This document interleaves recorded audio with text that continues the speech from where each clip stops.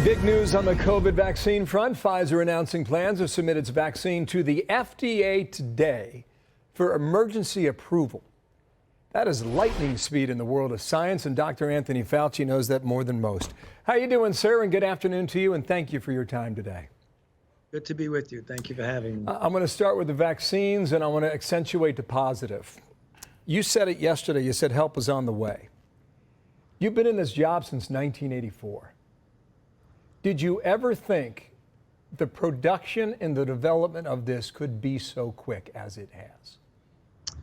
No, in fact, it would have been unimaginable at the time I took the position as director of this institute, where vaccines, from the time you actually identified the particular pathogen, generally a virus, to the time you got it approved and ready to put into people, would be measured in several years.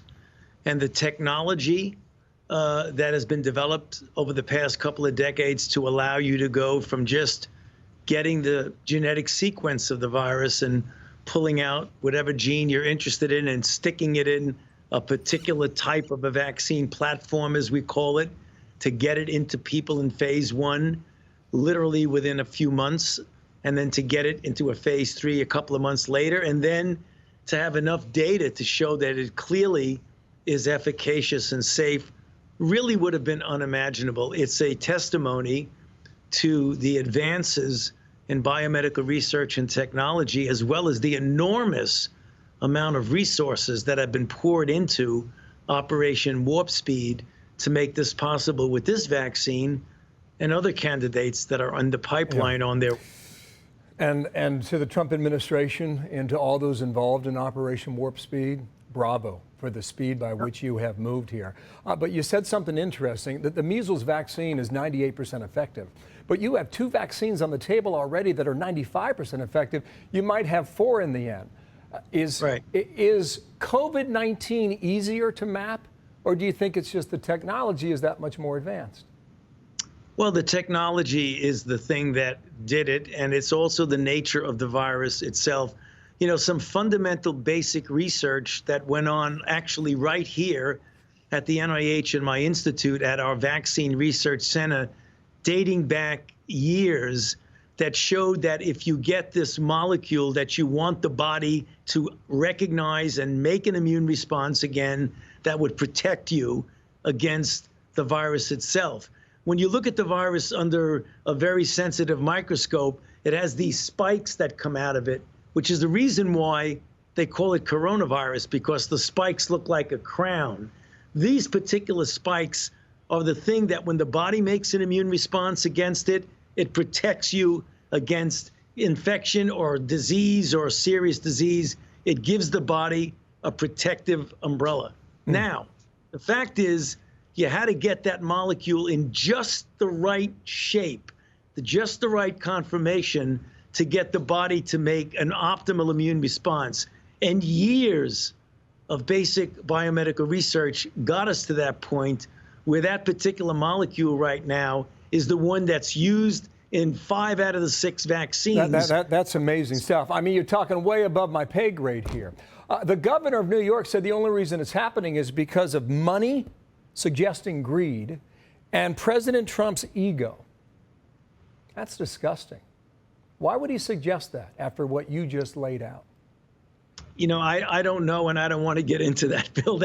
I mean, my job is to get the vaccines to the people, to do the research. But doctor, yesterday you went to the microphone at the White House, and you said for all the people who are afraid of getting this vaccination, I'm here to assure you this was not done out of money or speed, correct? Right.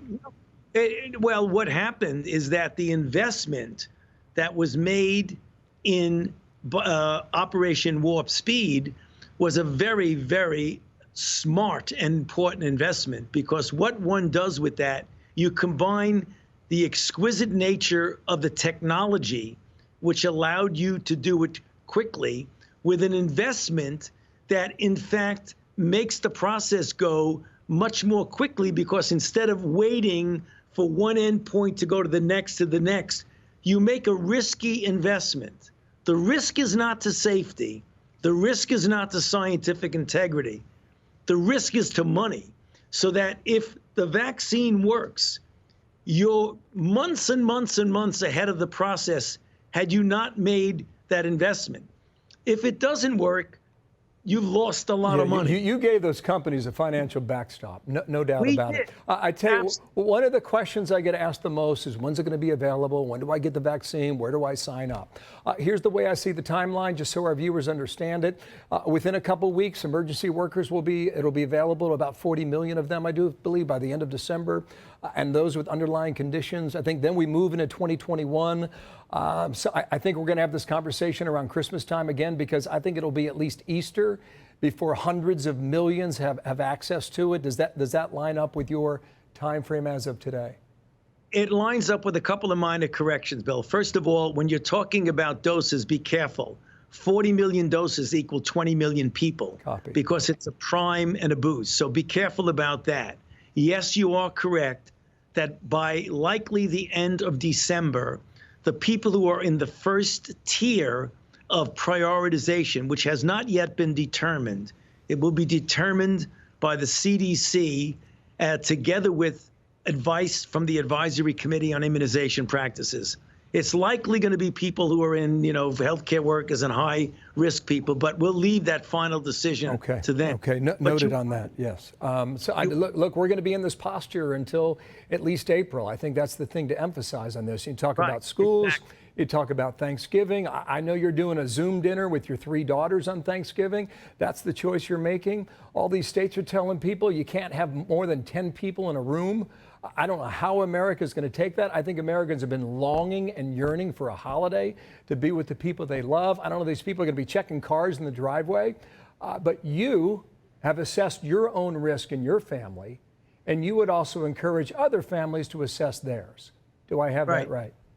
You have it right. I think you can't make one prescriptive determination for everyone. Everyone's different. Everyone has a different feel for the type of risk they would like to take.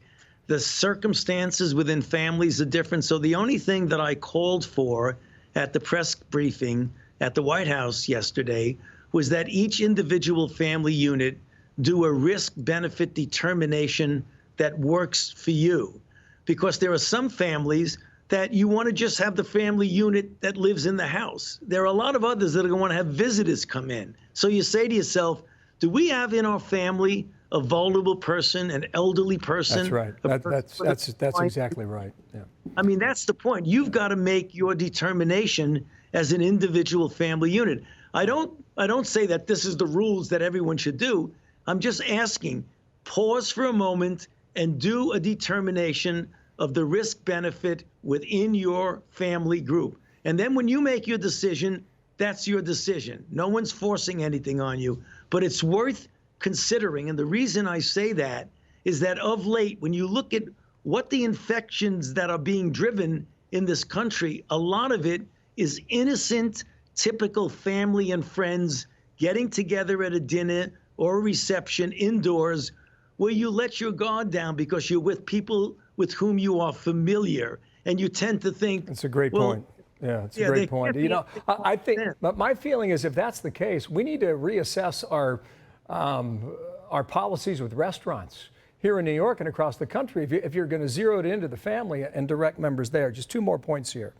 President Trump, my impression publicly is that you have a strained relationship. My impression privately is that you get along quite well. How would you score it? You know, I think somewhere we do get along quite well. I mean, and I've gotten along quite well with the president for many, many months, right from the very beginning. Occasionally, there's something where there is a disagreement that gets, in many respects, blown out of proportion. And then there are things that are said that get, taken in one context or another. But in general, fundamentally, I have a good relationship with the president. Do you believe we should rejoin the World Health Organization without guaranteed reform, sir? You know, I mean, in this case, it's going to be at somewhat at variance with the president. The president makes some good points that it is a flawed organization. His approach was that if that's the case, we're getting out until they fix it. And I would say, let's try and fix it as we're moving along, because the world does need a WHO. So we both agree that it is a flawed organization. But, you know, how you address that flaw might be different. Dr. Anthony Fauci, to you and your family, have a good Thanksgiving. To the Trump administration and all involved in Operation Warp Speed on the vaccine, bravo.